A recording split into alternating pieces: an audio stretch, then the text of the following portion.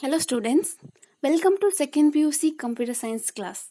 So, we are in the first chapter of your computer science textbook, that is typical configuration of computer system.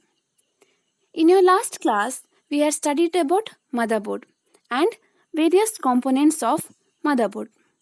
In this class, we will study about memory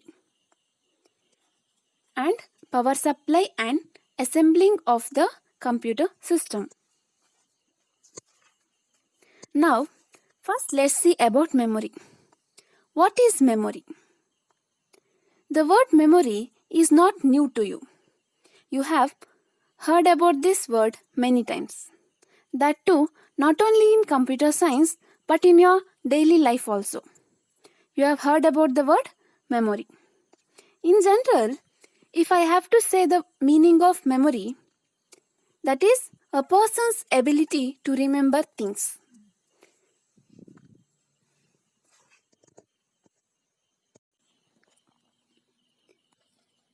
We say if any person forgets anything, he has how low memory power. Actually, memory means it's the place in brain where things are stored. Whatever we speak today, we will remember tomorrow. That is because it is stored in a brain memory. In the same way, how human being has brain memory, computer also has a memory to store things. Here, things can be anything that we put into the computer.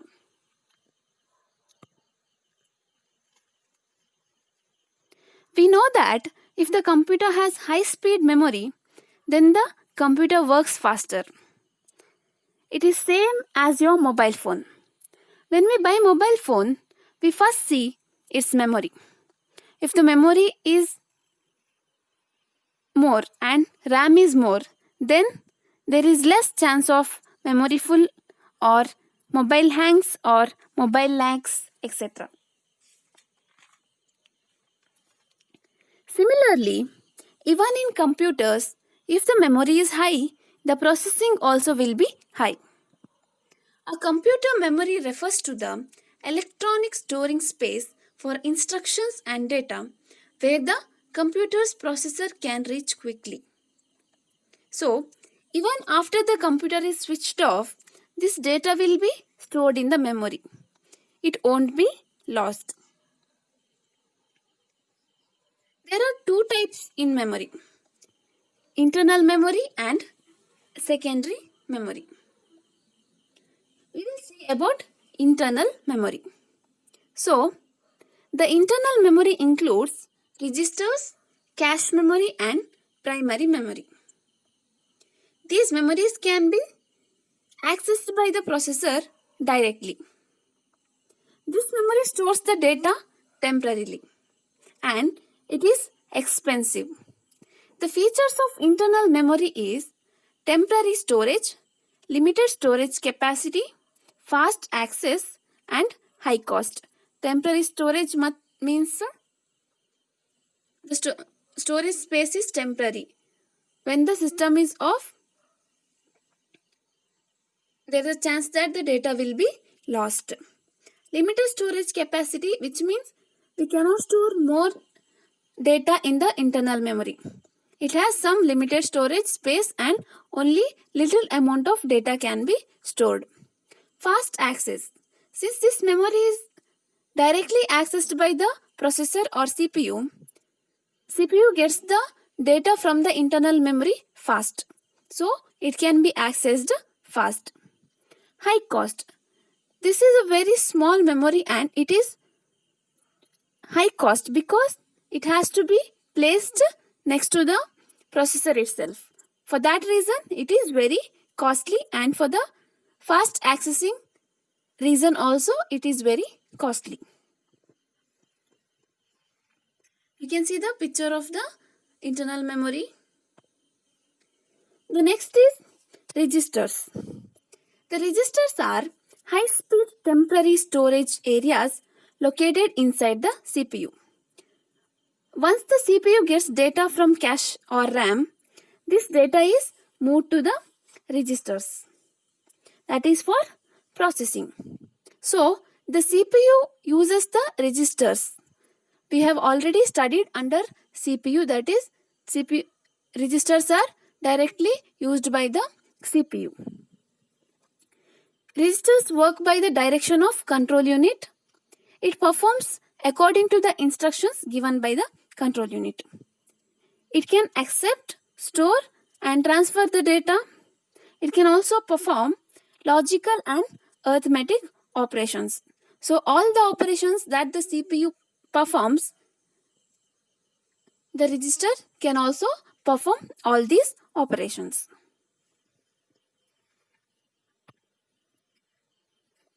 The next memory is cache memory. Let's see the definition of cache memory. The cache memory is a high-speed memory available inside CPU to speed up access of data and instructions stored in RAM memory.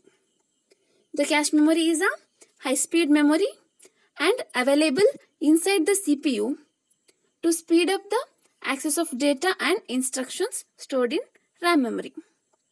So this memory is placed between RAM and CPU. In this, all the recently stored data is stored.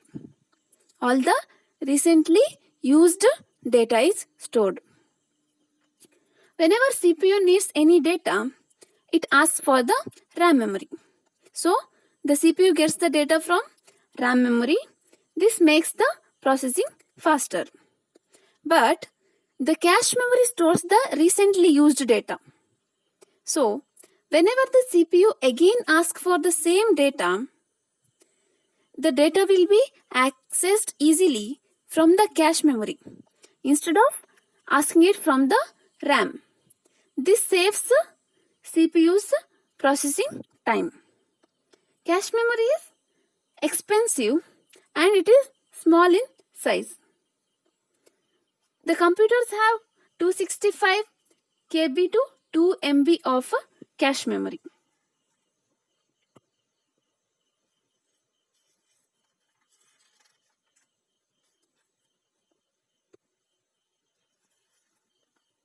Cache memory is built in processors or CPU as well as between CPU and RAM.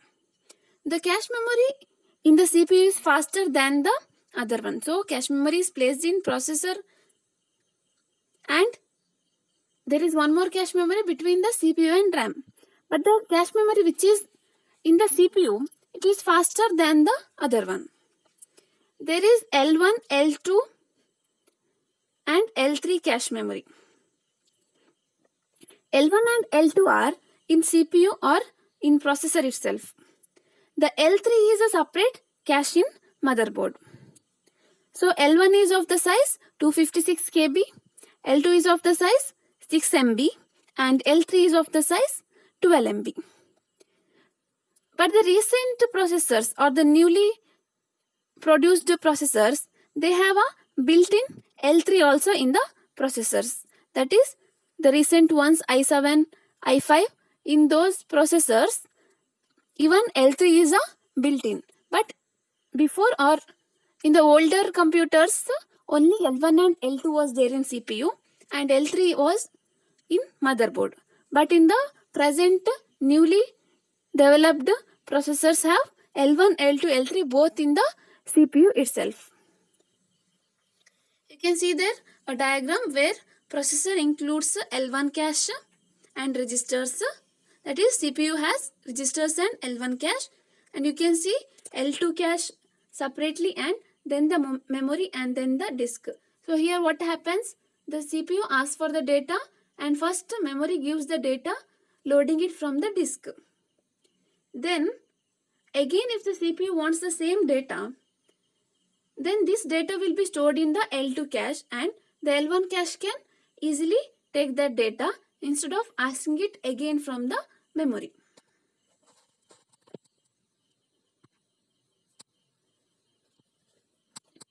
Next is primary memory.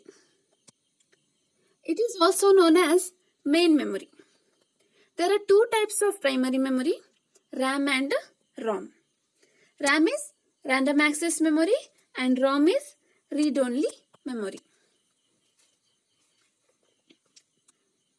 RAM stores the data temporarily so that the data is accessed quickly, which means RAM holds the data which is necessary for that time's processing. And RAM is a faster memory, but it is volatile in nature. Volatile means when the computer is switched off, all the data in the RAM will be lost. So it stores the data temporarily and it stores only those data which is required only for that time's processing. And it is volatile in nature. This is very important. It is volatile in nature. Volatile means if the computer is switched off, all the data present in the RAM is lost. Therefore, RAM is volatile in nature. Next is ROM. ROM stores the boot firmware, that is BIOS. We had studied about BIOS in the previous class.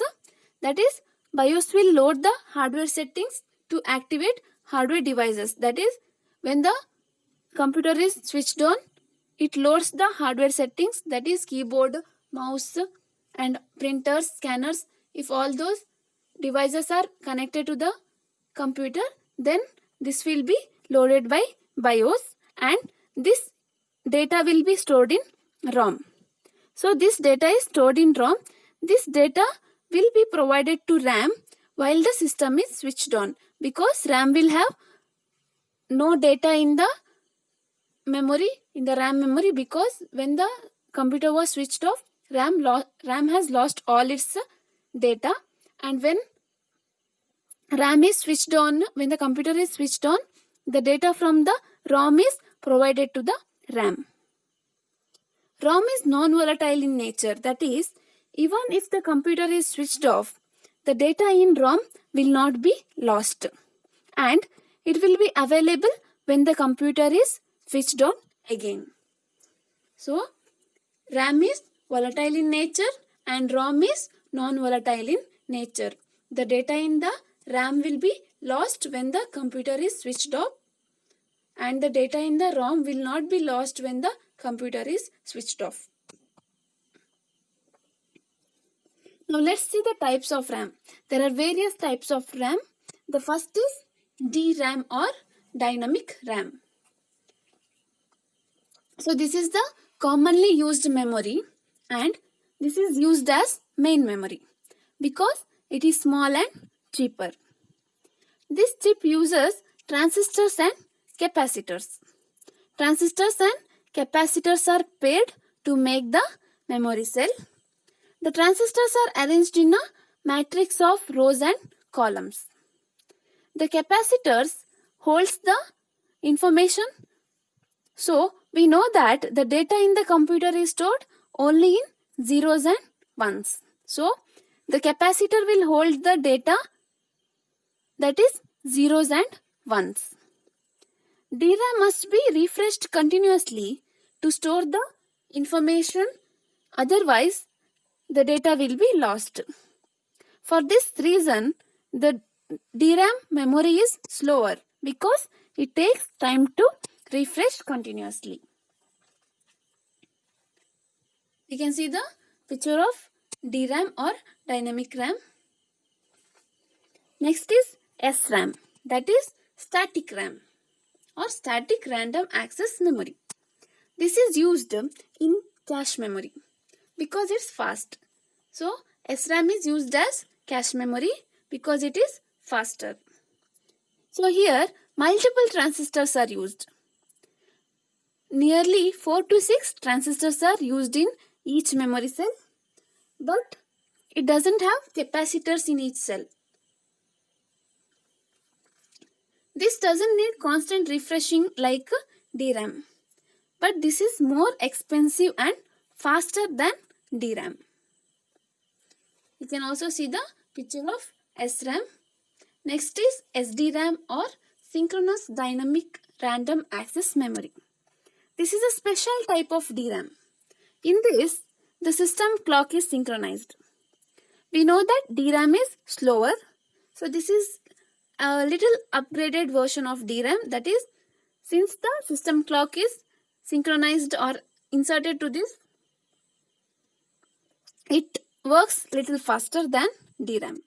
Since the clock is synchronized, this RAM knows when the CPU will request for the next data, and it will already keep the data ready.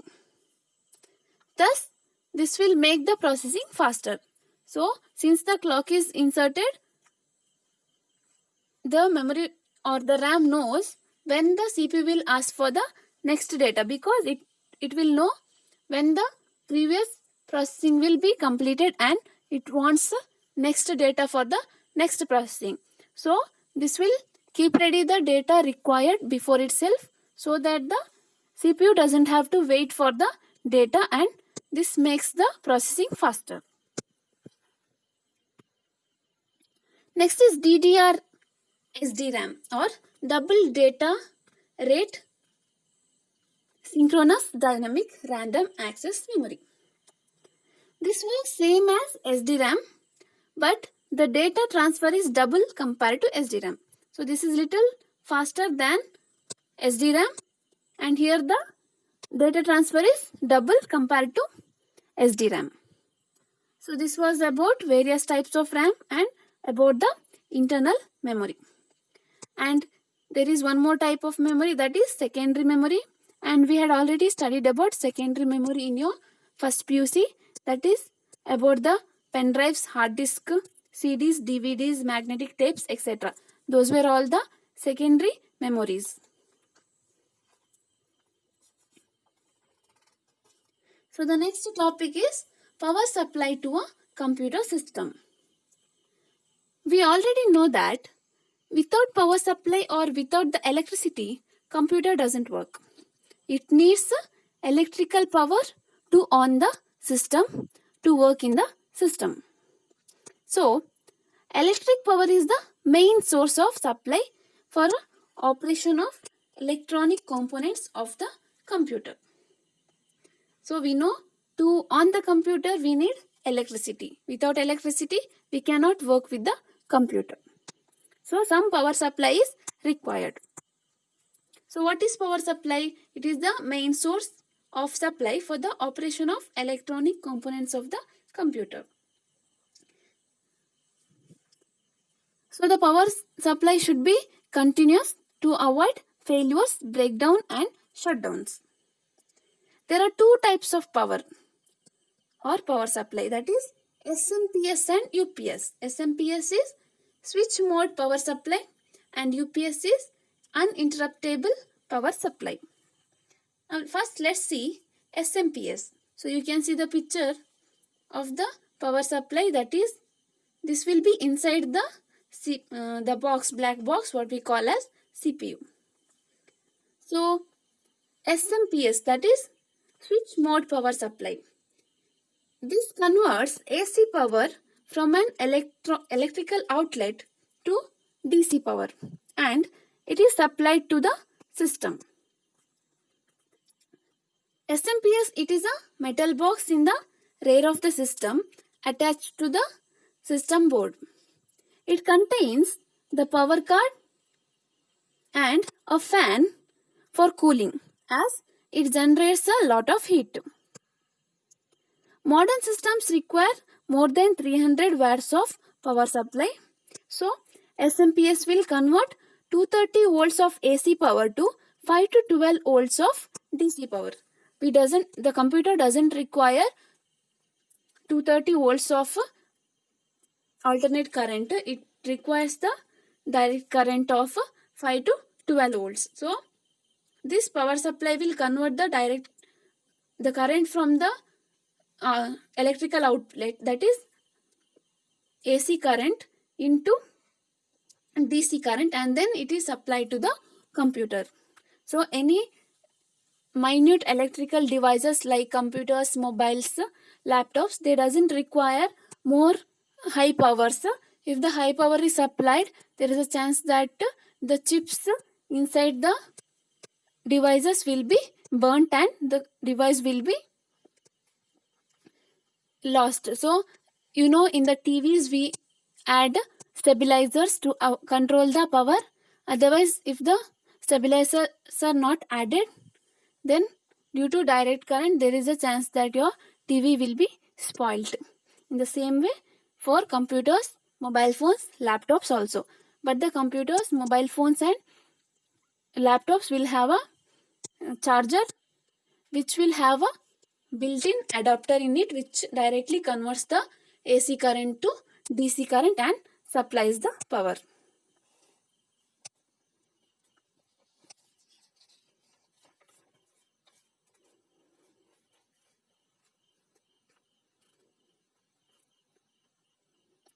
So in your mobile charger also, where 100 volt to 240 volt of AC power is converted to 5 volt, which is required for the mobile phones. In the same way here, 230 volts of AC power is converted to 5 to 12 volts of DC. So this was about SMPS. Next is UPS. An UPS is a power supply that includes a battery to maintain power in the event of power failure. So UPS is used during the power failure. It can keep the system work for few hours so that the work done in the computer can be saved before the computer shuts down. Nowadays the UPS have the auto backup and shutdown features. And there are two types of UPS, that is online UPS and standby UPS. You might have seen one picture from this picture in your lab, that is standby UPS we use in our college lab. So there are two types, one is online UPS and next one is standby UPS. Let's see the online UPS. This UPS supplies power to computer even when the power line is active. That is, even if the electricity is present, the online UPS gives power supply to avoid the system failure. This is costlier than standby UPS. So you can see the circuit diagram of the online UPS here. The online UPS, what does it do? It supplies the electricity even when the computer gets the power from the electrical outlet. That is because in case if the power goes off, it doesn't affect the computer because the online UPS will be providing the same amount of power to the computer. So you can see the circuit diagram where the green line is normal power flow, that is the power from the outlet, electrical outlet or the plug, and the dotted red line is the power from the online UPS. So from the UPS, the power is continuously supplied to the computer. It loads is the computer, and from the AC source, that is from the electrical plug or the electrical outlet also, the power is directly supplied. So from both places the power is supplied at the same time. This is online UPS. The next one is standby UPS.